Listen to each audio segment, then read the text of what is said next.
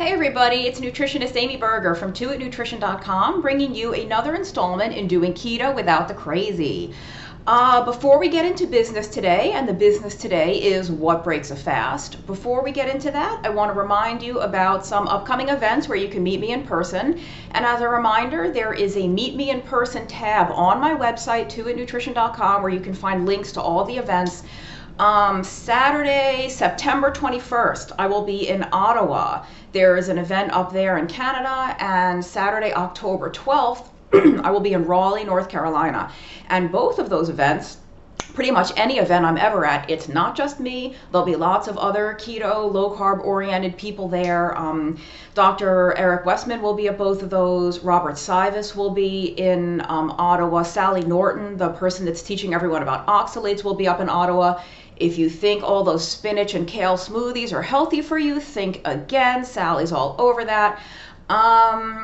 Let's see. So check those out on my website. Now, also before we get into matters, we are coming up on 10,000 subscribers to my YouTube channel. Holy moly. It took me way longer than this to get 10,000 people reading my blog. My channel has existed for, I think, less than a year. We're coming up on just about a year pretty soon, but 10,000 of you, thank you. Thank you so much for subscribing. Tell your friends and family to subscribe. Tell everyone you know to subscribe. What else? What else? Okay. This is the second time I'm recording this. I actually recorded this yesterday, but then I realized that I had left out some very important things. So I recorded a part 2 and I deleted both of them because I realized anytime I ever do a video with 2 or 3 parts, I think I've only done 2-parters so far, part 2 gets like half to a third of the views of part 1. People just don't care about the follow-ups. So I'm going to totally re-record this. We're doing it in one shot. It's not going to be a 2 or 3-parter. Please know, if I ever do post a part 2 or part 3 to videos in the future, watch them. If I'm bothering to take the time to record a 2nd or 3rd installment, it's for a reason. It's because I left out something very important, or I want to clarify something that maybe I said in a way that could be easily misinterpreted, because that never happens online, right? Wink, wink, nudge, nudge. No one ever misunderstands anybody or takes something totally out of context. So anyway, hopefully this will go well. I'll remember everything I want to say, and I won't have to do a part 2. But I have no notes. So if I slow down to take a breath and think, it's because I'm trying to do this in the one, and I want to remember everything important I had to say. So, okay, we'll get to what breaks a fast in a second, but another reason why I deleted the video I did yesterday was that I spent several minutes going through a grocery haul. And I know everybody loves grocery hauls, but right now I'm just going to talk you through it more quickly than I walked you through it in the video that no one's going to get to see. It was actually just a meat haul, literally nothing but beef.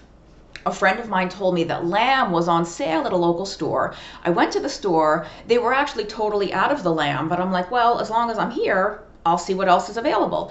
And they had a ton of markdowns on beef, all kinds of beef. I got stew meat, I got a couple of sirloin steaks, I got a couple of the packages of the thinly sliced, like sandwich type steak meat. I'm trying to think of what else I got.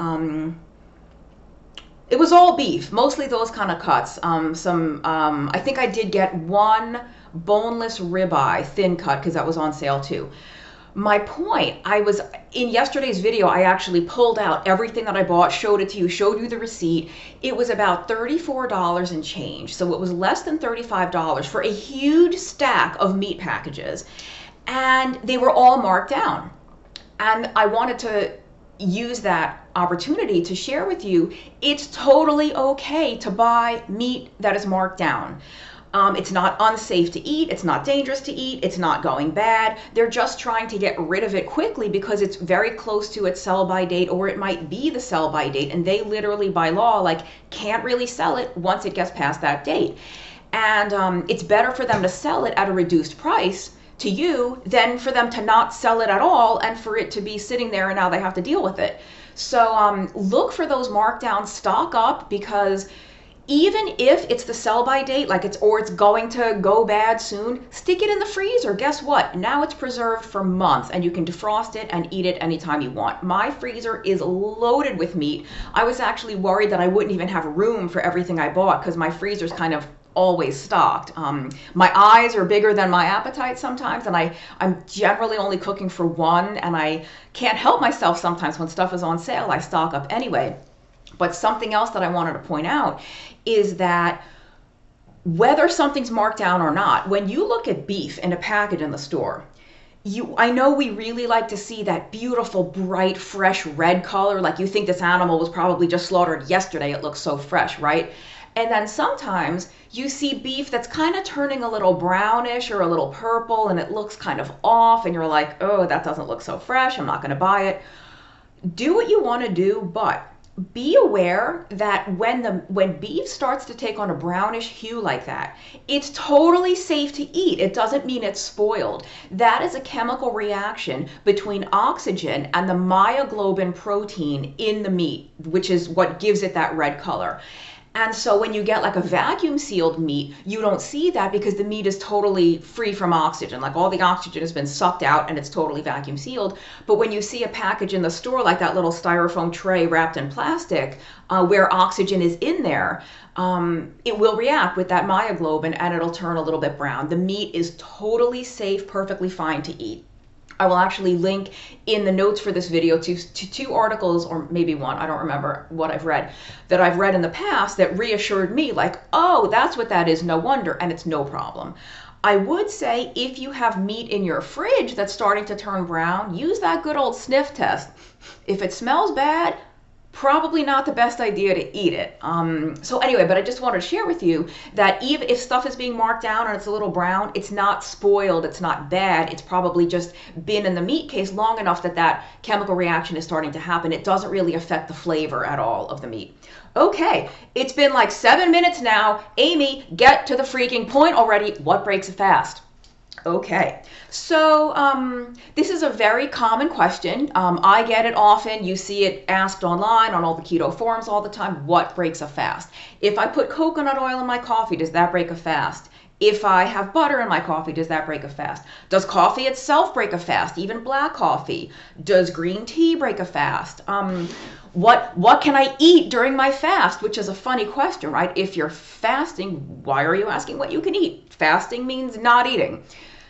Okay, so let's take a step back from this. And first I want to say that anything I mention, I'm going to mention a lot of articles and blog posts. There'll be links to everything in the notes here.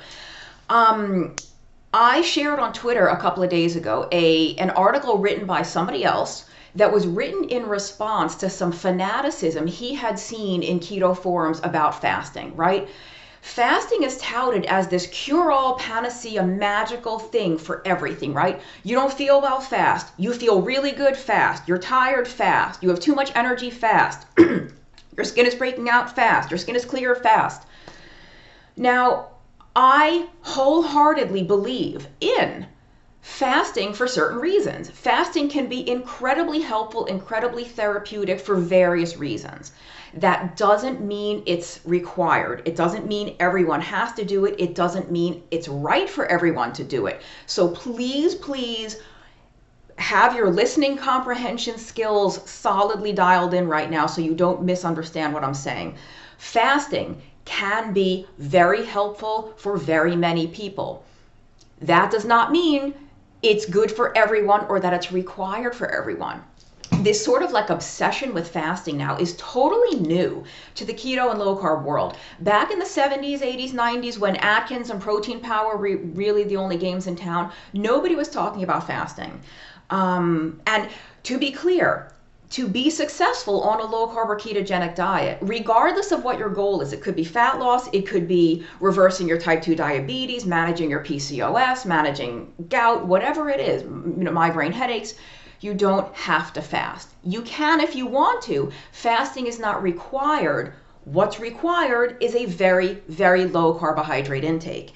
And I've actually seen some people get into trouble with fasting. Fasting is not appropriate for everybody. And I'm going to link to a blog post that I myself wrote on that issue. I think the camera's getting blurry sometimes. I don't know why that happens.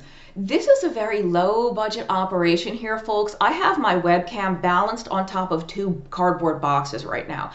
I, sometime in the hopefully not too distant future, will get some training in how to set up my my dining room here a little better with better lighting and a better whatever, so maybe some of this doesn't happen. Anyway, let's get back to fasting. So now that that's out of the way, you can fast, but you don't have to. I got into a thread on Twitter after having posted the link to that article where, you know, I had basically said fasting can be very helpful, but it's not required, and I see people going a little too far with it. You know, people are starting to think that you're doing it wrong if you're not fasting, or that fasting is actually like part of the protocol, if you will, for keto, when the only protocol there is a really low carbohydrate intake. You know, and it's getting to the point where people think if they don't fast, they're going to get cancer, right? Like they're literally causing themselves cancer if they don't fast because they're not getting enough autophagy. We'll get to all that later, but let's do this in a systematic way. So after I had said, not everyone needs to fast, it's not the best thing for everybody, somebody tagged Dr. Jason Fung, who is like the king of fasting, right? He's a real expert in this stuff. Somebody said, Dr. Fung, thoughts, question mark? Like, first of all, as if Dr. Fung has time to reply to every little tweet that comes his way. But good thing he actually did chime into the conversation, and he replied, I agree with Amy. And I forget exactly what he said, but it was something to the effect of, I agree with Amy, fasting is helpful, but the people that hold it up as a cure-all for everything make us all look bad. Thank you so much, Dr. Fung, because that's exactly what the point I was trying to make. Can you fast? Is it beneficial in certain circumstances? Yeah. Does everyone have to do it? No. Do we look crazy? Do we look like kooks and quacks when we say, you know, when we fearmonger about not fasting? Okay. When somebody asks me what breaks a fast, or can I have such and such if I'm fasting, the question that needs to be asked is, why are you fasting? What is it that you are hoping to accomplish by fasting? And then we have to define fasting. I actually very, very much dislike the phrase intermittent fasting. I was an English major. My undergraduate degree is in creative writing. That's why I'm a writer first and a nutritionist second. My master's is in nutrition. So as a writer, words are very important to me. The way we say things, the way we phrase things is very important to me. Probably more important than it should be, but it's important. So I don't like the phrase intermittent fasting, because intermittent fasting, when people say they're doing that, they're usually eating 1 or 2 meals a day, right? They usually have some type of eating window, and maybe they're just skipping breakfast or skipping dinner. They're just having 1 or 2 meals a day, usually either in a 6-hour time span or an 8 or 10-hour time span, and the rest of the day they're not eating. Are you fasting if you're having 2 meals a day? Is that really fasting?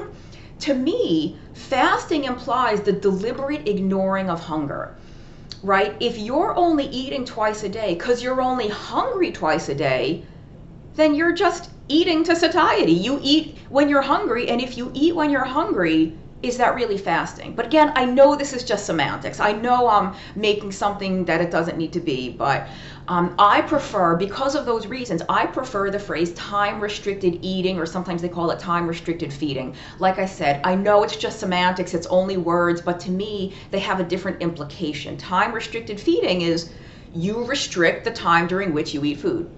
Okay, and I had my friend Casey Durango from Go Keto with Casey. Her website is caseydurango.com, Casey with a C, C-A-S-E-Y. She said the funniest thing the other day. She said, I don't like the phrase eating window, because that makes you sound like a zoo animal, or like a prisoner in solitary confinement, right? When you're a prisoner in solitary confinement, they literally open your feeding window to slide your food tray through so you can eat. Same thing with zoo animals, right? Maybe they open up the lion cage and shove the steak in, and the feeding window is open and then it's closed.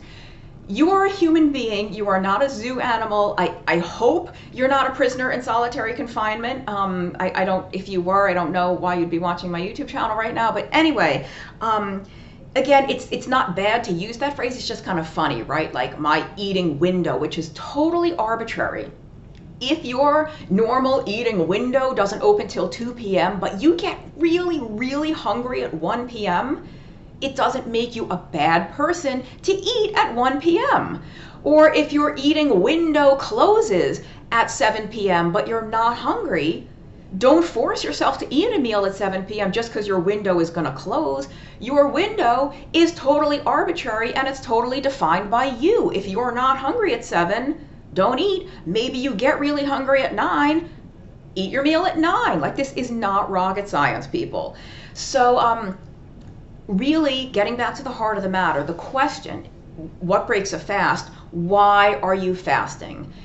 If you are fasting for medical therapy, for a very, very serious medical condition, that is a separate issue, and that's not what I'm talking about here. So let's be clear about that. Let's also be clear that I'm not a doctor. This is not medical advice. This is just information, right? So we are not talking about extended fasting like 3, 4, 5, 10-day, multi-day fast. I'm really talking more about that time-restricted eating, or even if you were doing a 24 or 36-hour fast, even a 48, I would say, even up to maybe 2 days or so of fasting.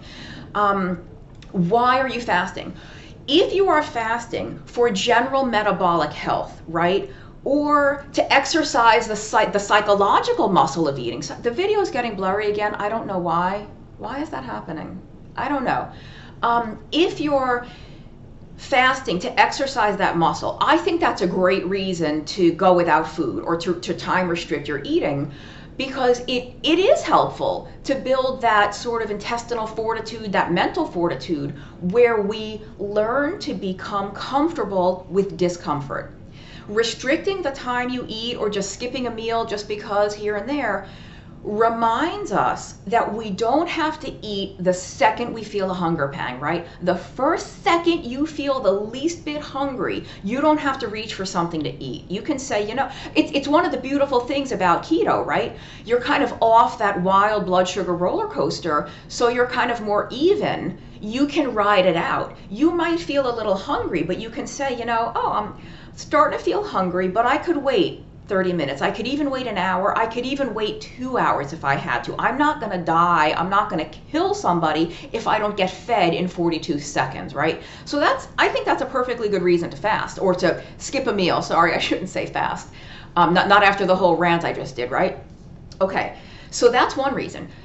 If you are fasting, like I said, for general metabolic health, or to kind of keep your blood sugar low for a longer period of time than it would be if you were eating, and to keep your insulin low for a longer period of time than it would be if you were eating, I think that's a fabulous reason to go a little bit longer between meals, or, you know, before you have your first meal of the day. I think that's a perfectly valid reason. What I want to tell you is that a lot of the metabolic effects of that time-restricted feeding are redundant with the low carbohydrate or ketogenic diet you're already doing when you are eating food. Namely, again, that low blood glucose most of the time and that low insulin most of the time. The vast majority of metabolic therapeutic benefits we get from a low carb or keto diet come from exactly those two things: lower blood sugar and lower insulin for a much longer period of time than most people on a high carb diet ever really experience. Now, even when you eat a very, very low carb meal, just because the human body is the human body, you are going to have a slight bump in glucose. You are going to have a slight bump in insulin. So there is a rationale for pushing that time, that window, if you will. You probably get sick of my air quotes. I kind of do too. I'll try to stop doing them. You will have that little rise. You're not going to have a spike, which is a word that I hate, right? In a low carb meal, you're not going to have a spike of blood glucose. You're not going to have a spike of insulin. You're going to have a very normal, gentle, physiological rise to deal with the food energy you've ingested. If you are especially insulin resistant, very, very morbidly obese, or you are, for lack of a better term, very, very ill metabolically speaking, you might have a larger rise in blood glucose and a larger rise in insulin eating the same food than somebody else does. And I'm talking about low carb or ketogenic food. Your rises are not going to be as high as they would be if you were eating bagels and donuts and drinking grape juice, but it'll be higher than maybe someone who's already lean and fit and healthy on a low carb diet. So again, there is that rationale for pushing that time out even further. To repair that metabolism, to get, healthy again, you want to keep that glucose and insulin low for as long as you can. So, but again, for most people, those benefits, the low glucose and insulin, you're already experiencing that on a ketogenic diet. So let's talk about what breaks a fast. Oh, no air quotes. No, bad, Amy, bad. Let's talk about what breaks a fast. So I'm just going to do this physically. These are my physical air quotes. Breaks a fast, right? So I think it's almost impossible to say with certainty an answer to this question, because the answer, frankly, is going to be different from everybody. If the goal of your going without food for an extended period of time is to keep that glucose and insulin low for as long as you can, then the answer to what breaks a fast for you is anything that really induces a substantial or significant perturbation or change in that blood glucose or insulin. And so depending on your insulin sensitivity, depending on your carbohydrate sensitivity, the amount of food and the type of food or beverage that you can consume and still consider yourself to be in a fasted state is going to differ. So my number one rule of thumb is if it's something that has basically a 0% chance of adversely affecting your glucose or insulin, you can have it and still consider yourself to be in a fasted state. The thing is, this really varies from person to person. Some people can drink a gallon of coffee and their blood sugar does this. Absolutely nothing. Some people appear to be sensitive to the caffeine and they get a little bump. Maybe it's from the cortisol, it's from the adrenaline, from the caffeine or whatever. Same thing with heavy cream, same thing with butter in the coffee. Some people are just more sensitive to these things. I still think even if you do have some type of reaction to the butter or the cream or the coffee or maybe it's the caffeine in black tea or green tea, I still think that reaction is going to be so slight as for you to still be okay to consider yourself to be in a fasted state. I would even say the same thing about now, this is going to seem weird if you're not on a ketogenic diet, but if you are, not so weird. Sometimes I'll just take a swig of olive oil because it's delicious. I belong to a club that has very, very good, like exclusive olive oil where it's really olive oil. It's not adulterated by anything. The kind that burns the back of your throat. It's got that peppery bite to it. That's delicious. I could take that on a spoon easily. I could never do that with like Wesson corn oil or soybean oil. Ugh. But a really good olive oil, you can absolutely. There's old men in Greece that do shots of olive oil.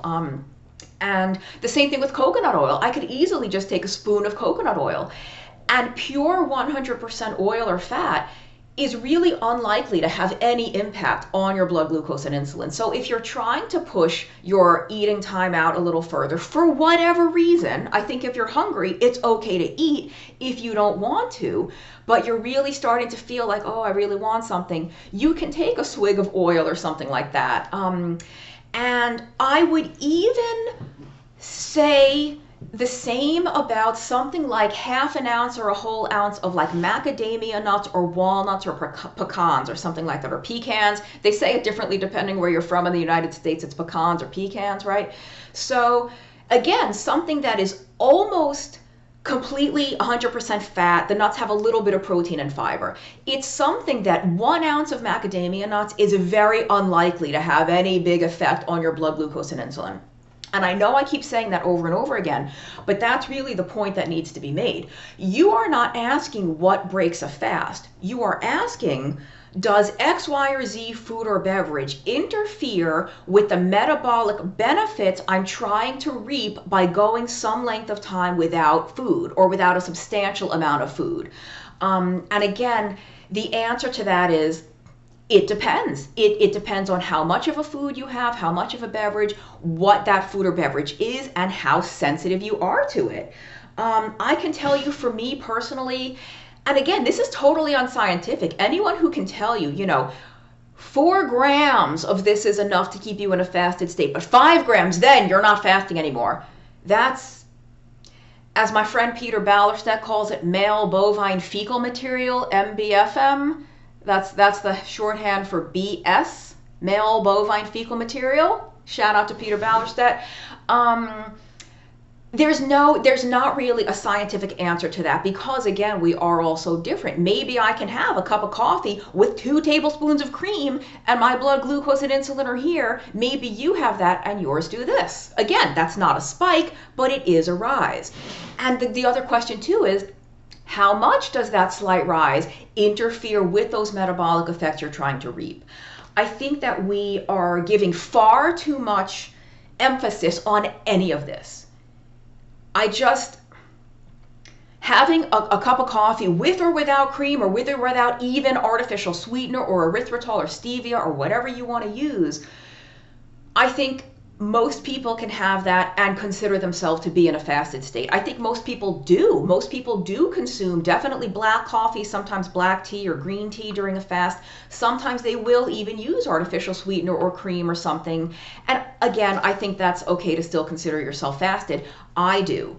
I wake up and I generally don't eat my first meal until like mid to late afternoon, but you bet your butt I'm having a crap ton of coffee in the morning with artificial sweetener. You can all just shoot me right now at the, or burn me at the stake. I have it with artificial sweetener and a little bit of cream. Sometimes I do use half and half. I actually use kind of like half cream, half and half. The carbs in half and half are kind of negligible unless you're using a lot. If you're really using 1 tablespoon, not that big a deal. So I do think there are a lot of things you can eat and drink and still consider yourself to be in a fasted state, because you are reaping those metabolic benefits. Now we're coming up on almost a half an hour. This is longer than I wanted it to be. That's why I had to make 2 parts yesterday. Let's get to autophagy, because I said we'd circle back. Autophagy is like inflammation. It's these words that people bandy about all over the place online, and yet when you ask them to define it, they look at you like a deer in the headlights. Well, what is autophagy? What is inflammation? They're talking about inflammation is the root of all chronic disease. What about autophagy? And they don't even really know what they're talking about. Autophagy, autophagy, it's A-U-T-O-P-H-A-G-Y, auto, self, phagy, eating, self-eating. It's basically a word that describes your body cannibalizing its own tissue. And we tend to think of it happening to like old, damaged, worn out, misfolded type tissues, cells, parts and pieces, membranes, mitochondrial membranes, and kind of either getting rid of those old, worn out parts and pieces or recycling them, repurposing those amino acids and fatty acids for new cell membranes, new mitochondrial membranes, new endoplasmic reticulum, new cellular parts and pieces. And I'm not really gonna talk a whole lot about cancer. It's kind of the third rail. It's very controversial, so I don't really want to get into that. But, autophagy, something to know is that autophagy happens all the time. This is not a binary on or off system. Nothing in the human body is really binary. This isn't 1 or 0. Everything is going on all the time. It's just that some processes happen to a greater extent at certain times and to a lesser extent at others, right? We could even say this about fat burning or running on fat, because we say that insulin inhibits lipolysis, right? Lipolysis is the breakdown of fat. When your insulin is high, it inhibits lipolysis, so you're burning less fat. It doesn't shut it off, it inhibits it. So it's happening less, but it's not happening not at all. And you'll hear this like with exercise. Exercise at very, very high intensities requires more glucose. As a proportion of the total fuel you are using during an intense athletic effort, more of it is from glucose. That doesn't mean none of it's from fat. You are definitely still burning fat, you're just burning proportionately less. And the opposite is true. At a lower intensity, you're burning more fat than glucose. You are still burning glucose, you're just burning more of that fuel need during that effort is being met by fat. So with autophagy happening all the time, Because if it wasn't, you would never even heal from a paper cut. What do you think wound healing is? One day you've got this big cut and it's all red and inflamed and crusty and gross, and it's black and blue, it's all swollen, and a week later, it's good as new. You could never even tell you got hurt. Where did that damaged tissue go? Where did those old broken cells, injured cell parts and pieces go? Your body dispatched them. That's autophagy happening right before your eyes. And so it's not like if you don't fast, your body's never clearing out old stuff, right? We lose hair all the time. We lose skin cells all the time. The body's doing this constantly. My understanding of the scientific literature on fasting and autophagy is that autophagy is merely upregulated. When you fast, if you have no food coming in, or even if you have coffee and cream and an ounce of macadamia nuts or walnuts or something, that is nowhere near enough to run the machinery of your body for a day or two, right? And yet you're still alive. Your heart's still beating, you're still blinking, you're still breathing. All of these processes that actually require energy. I know you don't normally think of your heart beating and blinking and breathing as requiring energy. At the cellular level, these are very energetic processes. So you haven't eaten in 6 hours, 12 hours, 36, 72, 96 hours, but you're still alive. Where is that energy coming from? What's fueling you?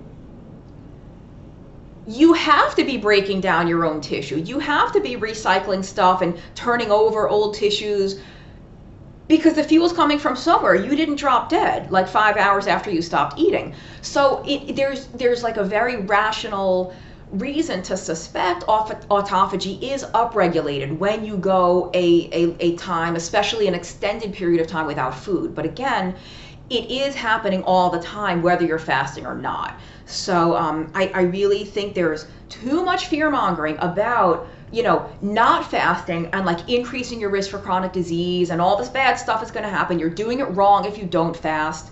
You don't have to fast.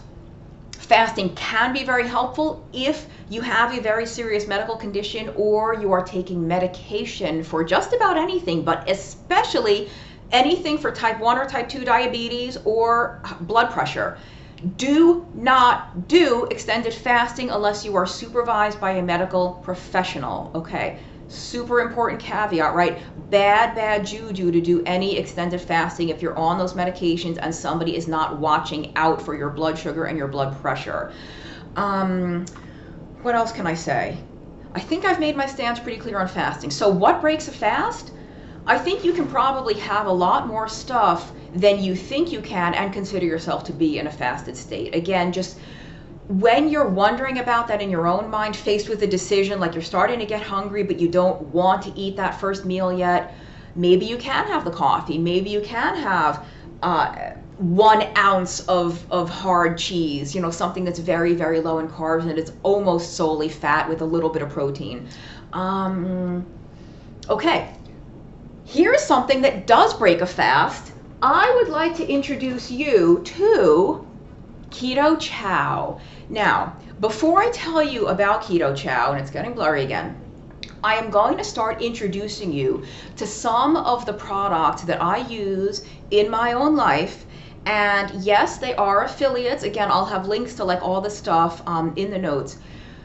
It took me a long time to get over the hesitation and the reluctance to share some of this stuff with you because I get a lot of comments where a lot of you are grateful that I don't do this stuff. I don't push stuff on you. I don't have well, I know I have ads now on the YouTube channel, but like my blog, you go to my blog, my website, and you can very easily see the blog. There's not a million pop-ups. There's not so many ads that you can't even find the helpful content you're looking for. There is a sidebar with some affiliates, but anyway, I got over that because I want you to know anything I ever share with you, any product I ever tell you about, I am sharing with you and telling you about because I use it in my own life, I like it, I believe in it, I trust it, and I stand by it. And the reason I trust it and the reason I like it is because I like it. The reason I trust and stand by these products is because for almost every product that I'll ever tell you about, I know the company ownership, management, and leadership personally, and I trust them implicitly. I like them. They are in our ketogenic community. They know what we need. They know what we like. They know what works. That is absolutely true of the people behind Keto Chow. It is run by the Bear family, B-A-I-R, Chris and Miriam Bear. And I've known them for a couple of years now. I see them all the time at the conferences. Like I said, they are one of us. They are with us. They eat keto themselves. Their whole family is kind of lowish carb. The whole company is them and their friends. It's a small family-owned business. They're out of South Jordan, Utah. They had the most fabulous conference this past April 2019 in it was Keto Salt Lake, or Low Carb Keto Salt Lake. They're doing it again next year, same time, April 2020. I will have a link to that in the notes. Do take time to look at the notes. I'm not putting all these links there for nothing. I hope they help you. I hope you find good information and find good stuff from there. So they are having Keto Salt Lake again, April 2020. They treated us like royalty. I was there as a speaker, and I want you to know I've been to other events and conferences put on by organizations much larger and much more well-funded, where we were kind of fending for ourselves. We were left to just, they didn't even reimburse us for an Uber, right? They don't even reimburse you for an airfare. The people at Keto Chow, hearts of gold. The dead opposite. I mean, our every need was taken care of. They really made the speakers feel valued, feel welcome. And so I am beyond happy to endorse their product, not just because they are dynamite, good-hearted people, but because they make a really good product. What the heck is Keto Chow, Amy? Keto Chow is actually ketogenic friendly meal replacement shake mixes, and they sell the powdered mix. They also now have ready to drink, where you don't even have to mix it, you can just buy it and drink it. And they have like 86 million different flavors. They've got raspberry cheesecake, they've got strawberry, they've got snickerdoodle, salted caramel, pumpkin spice caramel, chocolate mint. If you miss those Girl Scout cookies, you're going to be all over this. Mocha orange cream, tastes like those orange creamsicle pops you had from the ice cream truck when you were a kid, if you're as old as I am, when they still had ice cream trucks. Banana, I mean, you name it. They actually even have savory flavors now. They have a chicken soup mix and I think a tomato basil soup mix. And you can make shakes, or on their website, they have a recipe section where you don't even have to make this as a shake to drink. You can make puddings out of it. You can make cheesecakes. You can make muffins, brownies, cookies, pound cakes, you name it. You can, like, there's been some very creative cooks using Keto Chow to experiment with keto-friendly recipes. And with the savory ones, again, you can make soups and stews. You can make all kinds of stuff with that. So the way you make it is you have the mix, and you have a certain amount of water, and then you add your fat source. This is what makes it kind of keto friendly. You can either, they originally recommend making it with heavy cream or with avocado oil or some other neutral tasting oil, because it just blends more easily. This is, it's a lot to say. Let's try to do this in an orderly fashion. You can also use coconut oil, liquefied. You can use melted butter. Normally, coconut oil and butter would solidify, right? Because you make the shake and then you stick it in the fridge for a little bit. It's better to have it wait a little bit, not to drink it right away. You would think that those fats would solidify in the fridge. They actually don't. Chris Bear has experimented with this, with using melted coconut oil or melted butter. Make the shake, stick it in the fridge. It's ready to drink. It doesn't solidify for what, maybe just the way it mixes with the ingredients in the Keto Chow itself.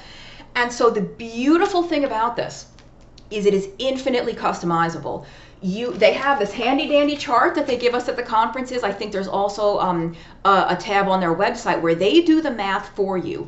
Depending on your caloric needs, or depending on the amount of fat that you require, right? Some of us do better with very high fat keto. Some of us do better with a little moderate fat keto. Depending on where you need to be, you either add more or less fat, a larger or smaller amount of cream or oil. It's fabulous. Again, they've done all the math for you. The protein, and this is a meal replacement, so it's designed to give you everything you would get from a meal. And I would say when I go through the ingredients, you actually get more than most people are getting from their normal ketogenic meals. The protein source is milk protein isolate. So if you have a lactose issue, you're probably fine to use this. If you have a casein or whey allergy or sensitivity, unfortunately, this is not going to work for you. If you have a lactose thing, then you would make this with oil. You would just don't make it with cream, don't make it with dairy. Or you can make this with unsweetened almond milk or hemp milk or rice milk, but then you're not getting the fat. The whole point of this being a keto chow, a ketogenic meal replacement, is that you can add as much or as little fat as you want. So I was very impressed when I saw, well, okay, before I even get to some of the ingredients, I know you were all thinking, Amy, holy Lord moly, how can you possibly be endorsing shake mixes? Isn't it better to eat real food? Air quotes, bad Amy. Isn't it better to eat real food? Isn't it better? Aren't you saying it's so easy? Just cook your meat and have your vegetables. Just open a can of salmon. Yes. Is actual, regular, whole, real food the best way to go? Yes. But, and Chris and Miriam would tell you, I've heard Chris Bear say that himself. He doesn't recommend living on keto chow. You can if you had to, but even they recommend eating food for the most part. The reason these exist, and here's where the rubber really hits the road of why I'm okay, again, endorsing this product.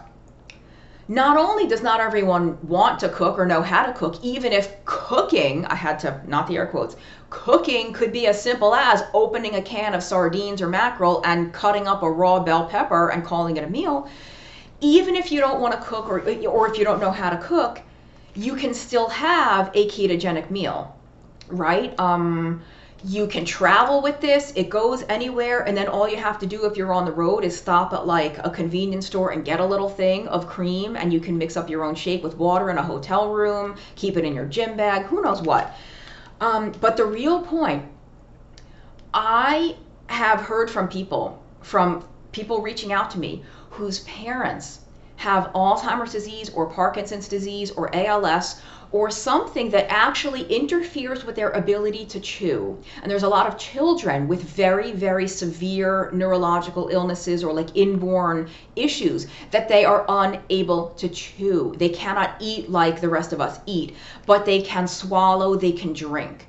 These people require liquid nutrition, and it's actually kind of a godsend that this stuff exists for those people, because should they have to drink down Ensure that's nothing but sugar and soybean oil and garbage and crap and maltodextrin, or should they have an option like something really, really delicious like a chocolate mint shake or a pumpkin spice shake that, I've recommended this to some people, and this is not the only product like this on the market, but again, this is the one. I know them, I stand by it, I've used it, I've consumed it myself.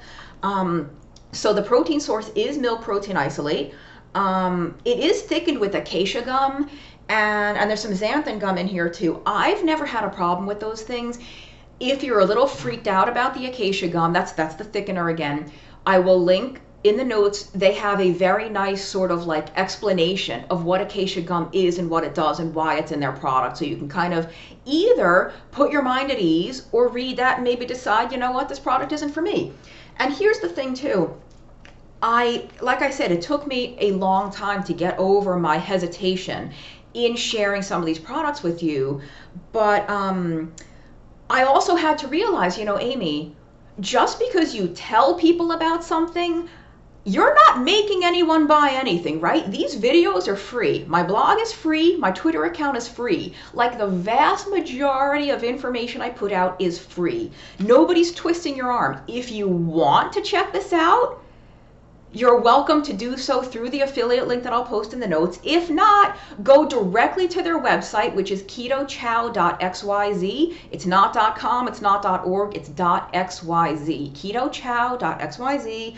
But I do hope you choose my affiliate link, but I'm not forcing anyone to buy any of this. I am simply telling you about a product that may be helpful to you or someone you know. Maybe you have an elderly, a grandfather with Parkinson's, and he can't really eat. He gets very shaky, but he can hold a shake bottle with a straw in it and he can drink a keto meal.